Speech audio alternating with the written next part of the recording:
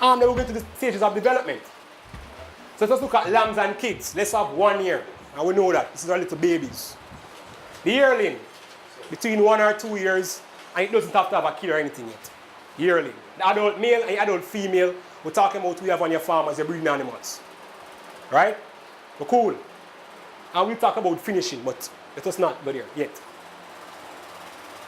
Lamb and kids, the neonate. I don't want to talk about this. I want you guys to help me with it.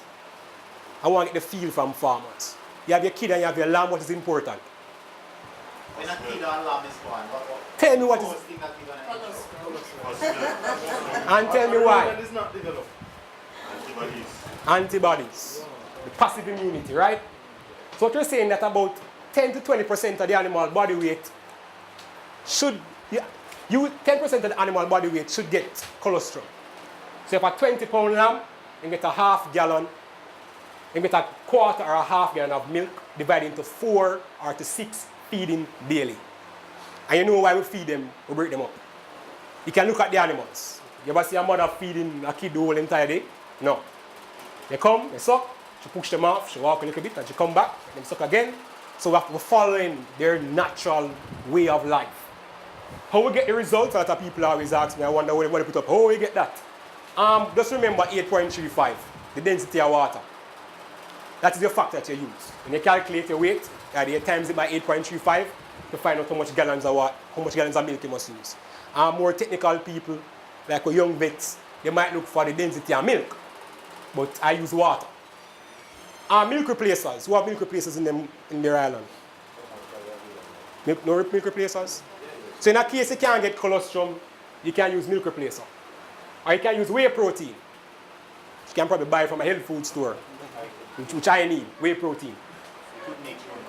And you can make your own colostrum. Who knows to make their own colostrum? Or you can store it. Say for instance, animal and you have more, you milk it, you put it in your fridge. You tie it and feed. But Mr. Mackey will tell you how to make your own colostrum. Some people use castor oil. Say it again. Well, basically, egg yolk.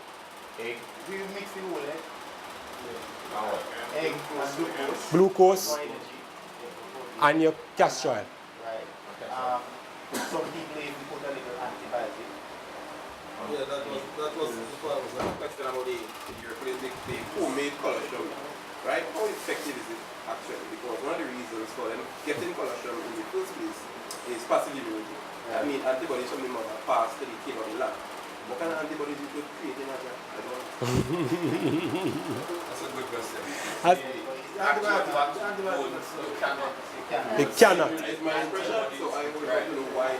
But at the end of the day, it is a situation where it is not available and you don't have a choice. So you have to do the next best thing. You have to do the next best thing. That's the next best thing.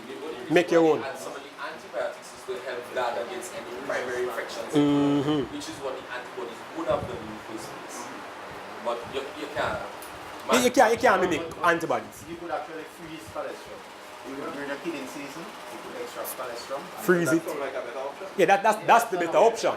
But as William said, just in case you don't have any, you have to make. Creeper feeding is important, especially for meat production. Believe me, when we talk about that systematic approach of phase feeding for your animals, creeper feeding is the beginning. Alright, so we start at 3 to 4 weeks of age. You create a small area for your lamb or your kid to can go and sample what the adult is sampling, a little concentrate, a little hair so they can pick on it. You start them off. And what you achieve is that you achieve an additional 1 pound of weight for each 4 to 7 pounds of feed consumed. That means you reach the mature wean weight that you see in the theoretical books them a bit faster. You can achieve it using creeper feed. So please let us try go home and practice creeper feeding. Creeper feed, 3 to 4 weeks of age. You start introducing them to concentrate and hay. You help produce them, you help stimulate the rumen, and at the same time you achieve more weight than from just milk alone. So it's important, especially if you're doing meat production. You want to achieve in that 6 months range that optimum weight to can send to the slaughter. You start from here, from creeper feeding. introduce the animals to what they're supposed to, what they're going to get going up along the line. And just to say, So, it's more important for rumen development more than anything. Yeah, and that is it. That is really it. It's really more important for rumen development. And that is how they may put on weight. If a rumen not developed, you won't put on any weight. Well, in some cases in Jamaica, what we have as group of feed is like a rat, is like a mash. Small amount of protein, a good amount of energy. And here, what we do is just anything the mother is eating, we give them a little of it. So if a little pangola grass, we give them a little here, we give them a little here. So just you're teasing them and you're stimulating the rumen. Wheeling. This is when you basically remove the offspring. But the animal, you call them a wheelings, but it's weaning. So the early wean at 3 to 4 weeks is age are very stressful, especially for meat production. This might be recommended for like who doing dairy. But I would preferably say 8 to 12 weeks of age to, we can even go 3 months, if you like. So you don't stress out the animal when they're changing over. What you do before weaning is that you get the animal accustomed to drinking out of their own water trough and eat out of their own bunker. You offer good free choice here for the first 2 days of weaning. I introduce concentrate feed at 1% of their body weight per day, going up the line. Boar and Dorper average weaning weight is about 20-25 kg. Our native goats might be about 15 kg or less, right, Maki? The finishing is the animal now that we're going to send out to the meat market. Finishing and fattening, who you send to the market to slaughter. You finish on high quality forages, a high quality plain diet at the end of the day. And we're going to talk about it, why? Because it affects the meat quality. We talk about what situation you're in. Is it an open area, confinement bars, or a combination? And how is it you're going to apply or utilize the feed in a system like this? What I'm promoting is a stepwise feeding process from lamb kids who get more grain and concentrate, so they get larger. And we're looking at a high grain diet during this period. But at the same time, we have to be careful of the urinary stones and the enterotoxemia and bloat you can achieve from feeding too much high protein and too much high carbohydrates. So we have to look at the consideration. We solely introduce animals to diet over 2 to 4 weeks and we vaccinate against problematic disease and a high risk of production diseases. That's your finishing animals. Because you're giving them a lot of feed, they are predisposed to something. But let us look at this. The meat quality, nutrition affects it. You have production, you have technology factors that affect meat quality. You have the biological factors that we talked about earlier, like your breed, your sex, and all that type of stuff. Your production systems, which is your management, we talk about. Nutrition affect your meat quality. How? The diet affect the commercial meat quality standards. Your color, your texture, your juiciness, your flavor, and critically your pH.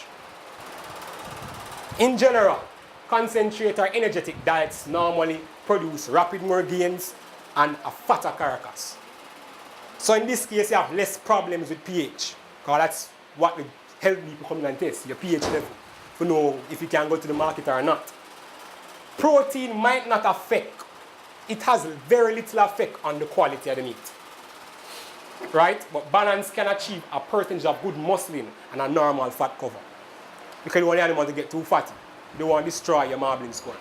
So protein can affect it in some ways, but it don't really affect it. What affects it is your energy. No doubt. That is what affects your meat quality, really, the energy. Let's go to the yearling now, the 1 year animal. This is where you're going to put out to breed. Anybody here use a weight to determine when you're going to breed the animal? Or you just wait to say, boy, it reach, you're weaning them off. Mostly age. I would recommend that you add the weight factor to it. I will vary with breed, no doubt. Smaller frame animals, them conception rate about 50 to 60%. Compared to animals at 70% to them mature body weight, they are more likely to produce offspring. Plus, at this weight, your risk of losing this animal, the production life of the animal will reduce when you start putting them out too early. And I think that even with human beings is a factor. So most females gain between half pound and a quarter pound of wean from wean until breeding. So let's look at the mature weights for a boar. 113 kg and a matured doe 90 kg. So we're saying that 70% of this weight would be the ideal time for you to put the animal out in your breeding program. Because I think what we should always remember and underline is that what we're saying is that don't breed the animal too early. At the same time, don't wait too late to not breed them. So use, like what Mr. D will tell you, observe, Mr. Mackey will tell you, it's really about management and looking at, observing what your performance is before you can determine, say, boy, I'm going to breed my animal. Most breeds about 8 to 9 months. Yeah. We can look into this also. Look at this frame of the animal. The weight, to the mature weight. As Mr. Dean said, we look at that fat disposition. Mackie, weight again. In cull. Yeah. Mackie is that type of person. That's why Mackie have one of the best boar herds in Jamaica. He culls. Yeah. He not play for cull. You don't meet standard, hey, send that boy home. Because you're wasting your money. Yeah, you're wasting your money. We'll talk a little bit further in the yearling that we want to keep the body condition between 2.5, 3.5. So Dean, ideal. Most males gain about 75.75 pounds daily during the period. And we have to monitor them for the production related diseases. So we vaccinate against all that type of stuff and watch them.